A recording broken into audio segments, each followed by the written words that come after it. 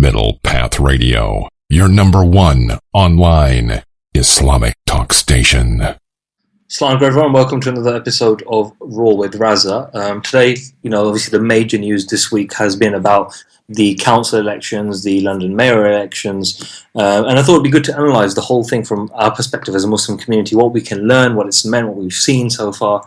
I mean, last week we were talking about the anti-Semitism stuff that happened with Jeremy Corbyn, and that was a major part of that was because the mainstream media and the Tories and even members of the Labour Party wanted to basically do over Jeremy Corbyn and say, look, this is a problem. And you really, and this is really important for people to realise that, we say politics is a dirty game. You really saw how dirty it was in that they were prepared to do over their own leader, some of the Labour Party members, MPs, just so that, they could say, oh, he's not good enough, when actually it's been their fault. And you'll have seen probably a lot of the media propaganda has been, whenever anything goes wrong, it's all Jeremy Corbyn's fault. Anything that goes right in the Labour Party, it's got nothing to do with Jeremy Corbyn, as if it happened independent of him. And it's important that you and I see through that propaganda, just because we don't want to fall down that line. And one of the reasons why they attack Jeremy Corbyn so much is partly because he's so pro-Palestinian, and it's vital that we stand up and defend him. And that I don't mean just quietly behind the scenes talking to each other. I mean writing into him, supporting him as the party. When he stands for issues, we stand with him on that. It's vital that we show support and solidarity.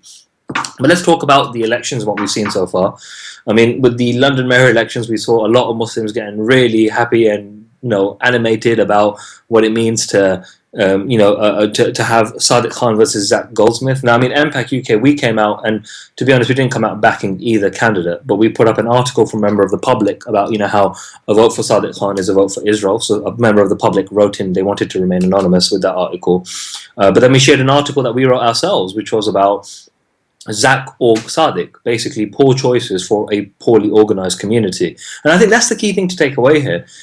One of the many reasons why Muslims voted for Sadiq Khan, or people voted for Sadiq Khan, Muslims specifically, was because they didn't want to have Zach Goldsmith in place, because they felt that his campaign was too racist. Then they didn't like the way that he was talking down to Muslims.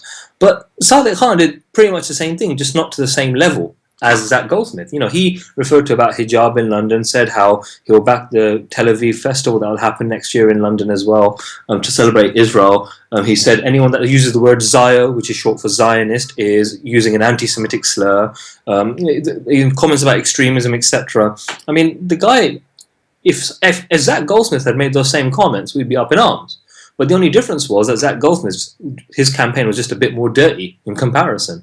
And what I learned from this campaign is that it's, as a community, we allow ourselves to be in this position pretty much every bloody election, which is, oh, I've got a choice between this poor candidate or that poor candidate, but he's just a bit less poor than the other one, so I'll go for him. And that isn't good enough for us as a community, because, look, you have to speak the language of power.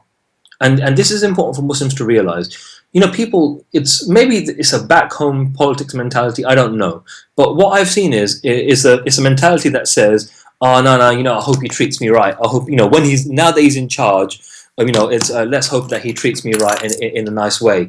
And that's not how politics works. The way politics works is that you get a guy in his position of power, and then you say, all right, you better work for me on the issues that matter to me. You're a public servant. That's his job title as mayor. He is a public servant. But what Muslims do is we get someone elected, and then for the next 4 or 5 years, we don't ever keep in touch. It's like, imagine I paid you to do a job in my house. I said, oh, all right, can you please clean my house? And I'm going to pay you X amount of money for it. I'm going to give you the money every single year without fail, and I'm never going to check up on you. And then at the end of 5 years, I'll say, oh my God, I can't believe you've done such a poor job in cleaning my house. So saying, well, hang on, you didn't check up on the guy. Who does that on any job that you pay someone to do? And same thing applies here with Sadiq Khan. Yes, he's the mayor of London, and yes, his campaign was not as racist and kind of bigoted as Zach Goldsmith.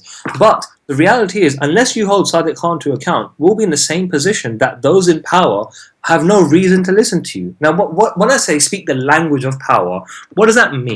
When I say speak the language of power, what I mean is say the things that they understand. And that means stuff like, that means stuff like funding, funding political parties, joining political parties. It means holding, your MP, your mayor to account. It means that is an element of political action. But then you are showing your power. It shows that actually, if they don't listen to you on issues that matter to you, that guess what? You will then take action that will have an impact on them in either a negative or a positive way, depending.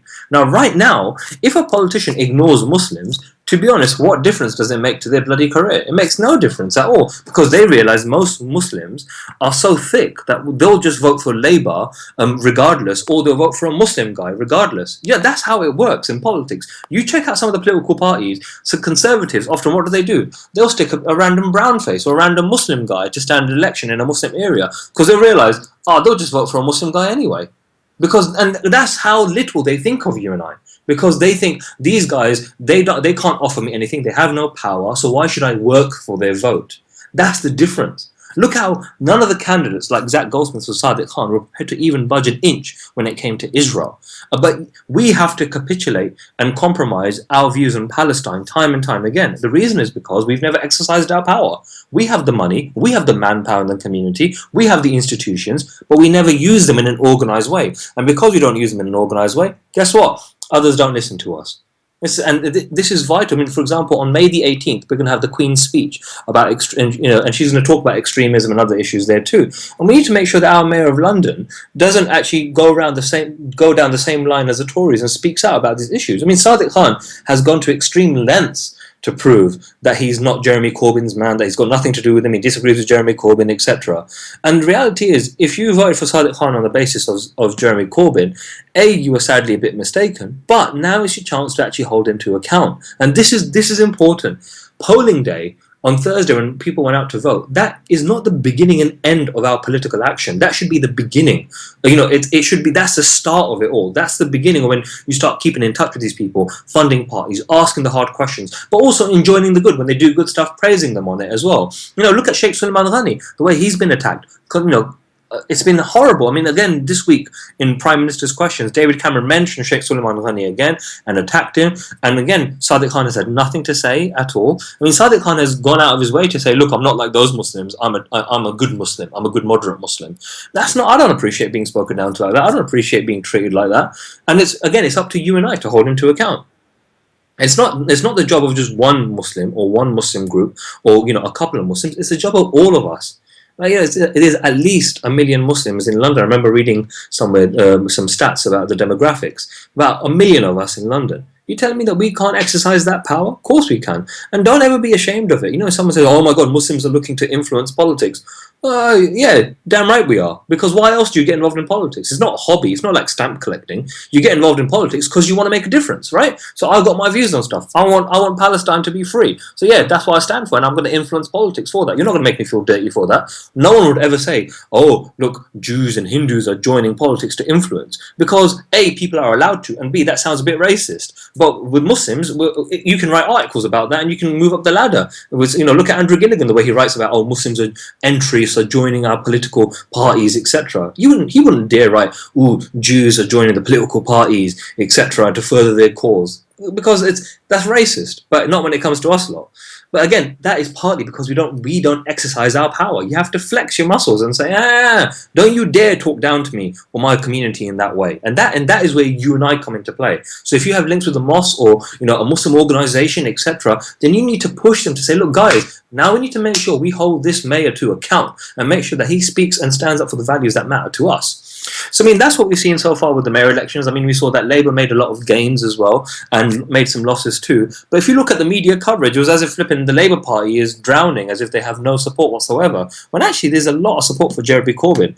And I think that's the final thing I'd like to end on really about this video, is that if you and I like Jeremy Corbyn, and I really do like him. I don't think he's the saviour, and that means I'm going to blindly vote Labour in my areas, because, for example, my Labour MP is a hardcore Zio, and I need to hold him to account and make sure that we have a better candidate there, and if not, then I'll have a more tactical vote and vote elsewhere.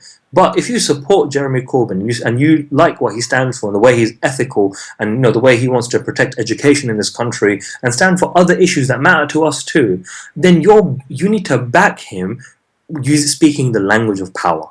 And that is vital. When he's being attacked, defend him. When he's doing some good work, support him, stand by him. We can't just be this community that complains to each other on social media, but we never translate it into on-the-ground action. We have to do both. Social media is vital, it has its place in countering, mainstream media propaganda, but you must also add into the mix on-the-ground work. And when I say being organized and doing on-the-ground work, I'm not saying you all have to be in massive offices and buildings wearing suits and boots. What it means is sitting down face-to-face and saying, what are the problems, what are the solutions, let's make it happen, and then evaluate. That's it. And that's how it works. That's how you start becoming more organized as a community. And that's what you and I need to start doing too. And so, guys, on that note, really, I'll end. And so, as a summary, it's if you want to be heard and respected in politics, you need to speak the language of power. And that means getting involved in that arena on a regular basis. Don't let Thursday, polling day, have been the end of your political action. Let it be the beginning of holding the mayor to account, your councillors to account, etc. And the final thing is this, that guys, if we want to make a long-term change to the way Muslims are spoken about by our politicians, by the government and by the mainstream media, then you and I need to be organized. Because if we're organized, we can make a difference to the way we're being treated and change the condition we find ourselves in our community in. All right, guys, thank you. Assalamu alaikum. Middle Path Radio, your number one online Islamic talk station.